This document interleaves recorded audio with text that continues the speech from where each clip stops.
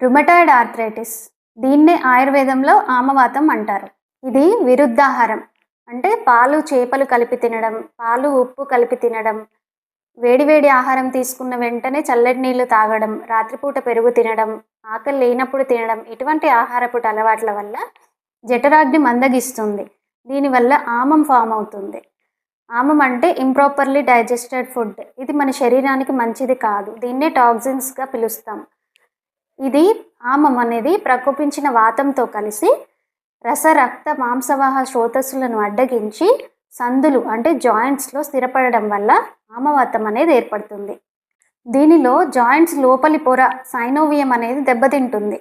దానివల్ల చిన్న జాయింట్స్ అంటే చేతి వేళ్ళ మధ్యన ఉన్న జాయింట్స్, ఈ రిస్ట్ జాయింట్, మణికట్టు, కాలి వేళ్ళ జాయింట్స్, వీటిలో నొప్పి, వాపు, స్పర్శాసహిష్ణుత అంటే ముట్టుకుంటే నొప్పి కలగడం, ఉదయం లేవగానే చేతులు బిగుతుగా అనిపించడం, రెండు చేతుల్లోనూ లేదా రెండు కాళ్ళల్లోనూ నొప్పి అనేది ఒకే విధంగా ఉండడం, దీన్నే సిమెట్రికల్ అంటాం.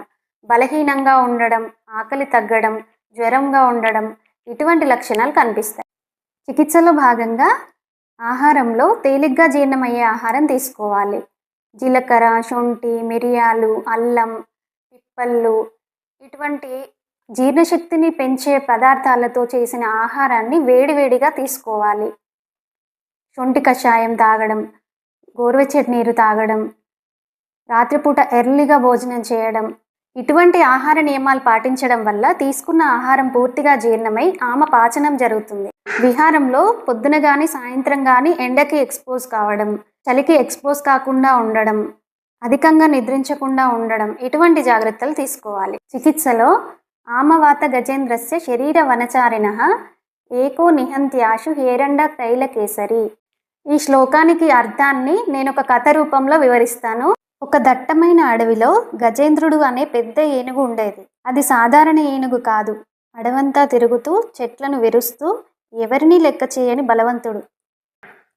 ఆ గజేంద్రుడు ఎవరో కాదు, మన శరీరంలోకి ప్రవేశించిన ఆమవాతం. అడవిలోని జంతువులన్నీ భయపడ్డాయి. ఈ గజేంద్రుడిని ఎవరు ఆపగలరు అని ప్రశ్న. అప్పుడే అడవిలోకి అడుగు పెట్టాడు కేసరి అంటే సింహం. కానీ ఇది సాధారణ సింహం కాదు. ఇది ఏరండ తైల కేసరి అంటే క్యాస్టర్ ఆయిల్ అనే సింహం. సింహం ఒక్కసారిగా గర్జించింది. ఆ గర్జనతోనే గజేంద్రుడి బలం కరుగుతుంది. ఎందుకంటే ఏరండ తైలానికి ఆమాన్ని కరిగించే శక్తి, వాతాన్ని నియంత్రించే గుణం, స్రోతస్సులను శుభ్రం చేసే స్వభావం ఉంది.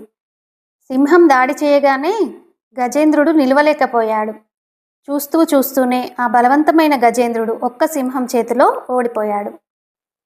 పెద్ద ఏనుగుని కూడా అదుపులో పెట్టే సింహంలా సరైన విధంగా వాడిన ఏరండ తైలం ఆమవాతాన్ని నియంత్రించడంలో సహాయపడుతుంది.